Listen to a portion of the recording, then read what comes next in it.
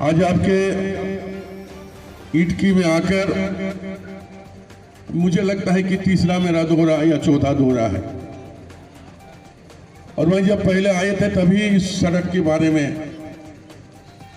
बंधु तिर्की जी ने और कुछ लोगों ने मुझे आग्रह किया था कि ग्रामीण विकास मंत्री होने की हैसियत से हम लोग चाहते कि सड़क बने, लेकिन लंबी थोड़ा समय तो लगा, लेकिन हमने उस सड़क को उसी दिन हम मन बना लिए थे ये सड़क बननी चाहिए। और आज हम कहेंगे कि आपके विधायक बंधु जी का प्रयास भी रहा और आज इस सड़क का शिलान्यास हम लोग करने के लिए आए।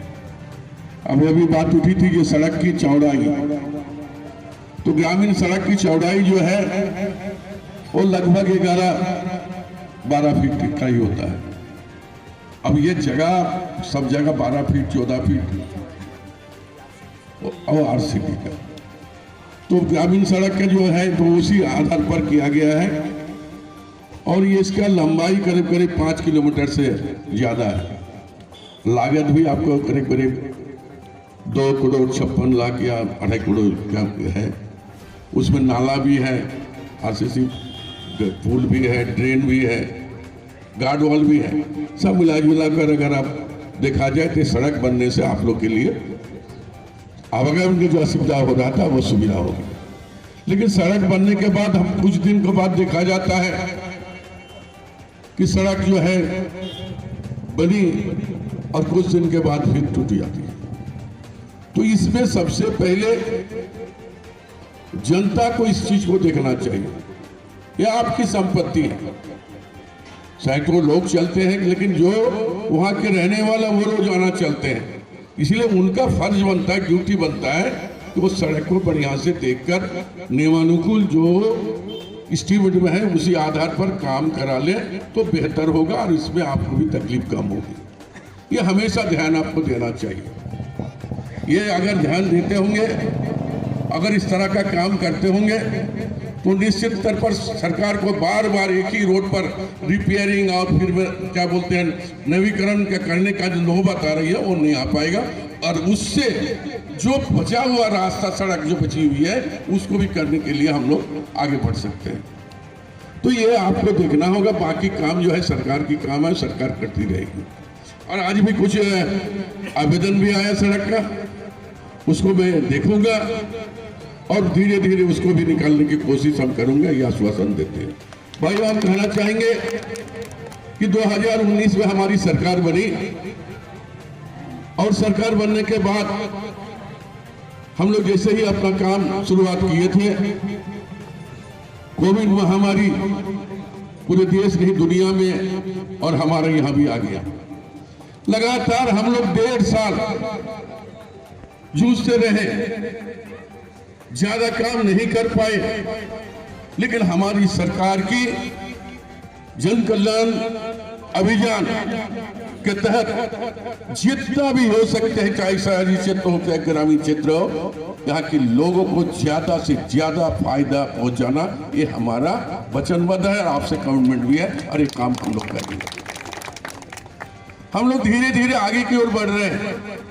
हेमंत जी के नेतृत्व में सरकार ने एक नहीं अनेक पॉलिसी ऐसा लिया गया है जिससे लोगों को आने वाले समय में बेहतर साबित होगा।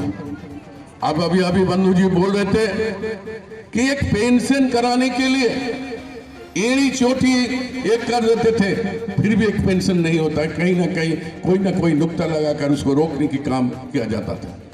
लेकिन हमारी सरकार आने के बाद हम लोगों ने साफ कह दिया कि जिसका 60 साल का उम्र हो गया और जो पेंशन लेना चाहते हैं वो आधार कार्ड दे और उसका पेंशन मिलेगा और उसका क्या बोलते हैं बैंक में पैसा जाएगा। अभी हाल में हम बात कर रहे थे कि हमें चाहिए कि हर एक महीना 6 महीना 9 महीना 3 महीना या अंतराल में पेंशन एक बार मिलता है, वैसी नहीं होनी चाहिए। हर महीना 5 या 7 तारीख को लोगों के खाता में जो बैंक में अकाउंट है उस अकाउंट में चला जाना चाहिए, ताकि लोग हर महीना उसको निकालकर अपने जीवन बसर कर सकते हैं। तो ये हमारी सरकार की सोच और विचार है। जहां तक हम यहाँ के लोगों को कहेंगे कि हम एक विचारधारा से चलते हैं और वही विचारधारा हिंदुस्तान को आगे ले जा सकता है।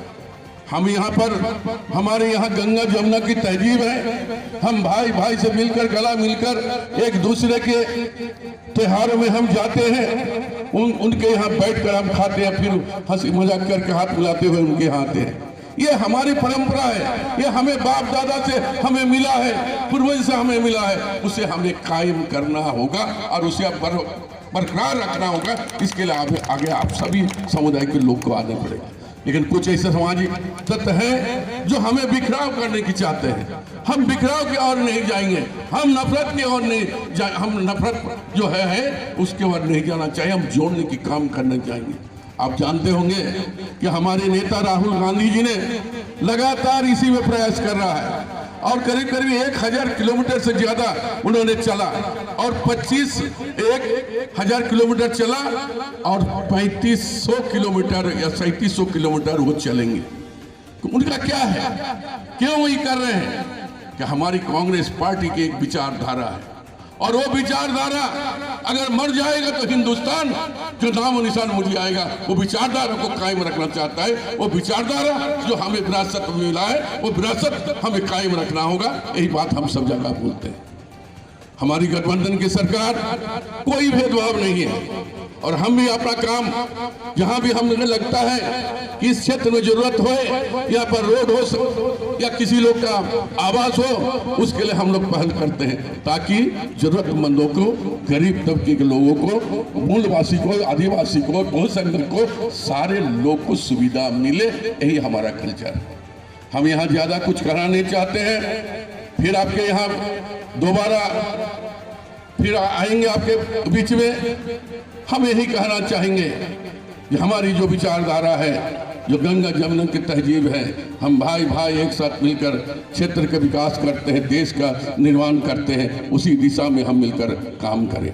नौजवान साथियों से भी मेरी अपील है कि हम अपने लगन से पढ़ाई लिखाई करके हमें आगे बढ़ना है और हमें एक बात का सीख लेना होगा कि जिंदगी में 2 चीज का पहचान आप करना होगा, सही और गलत।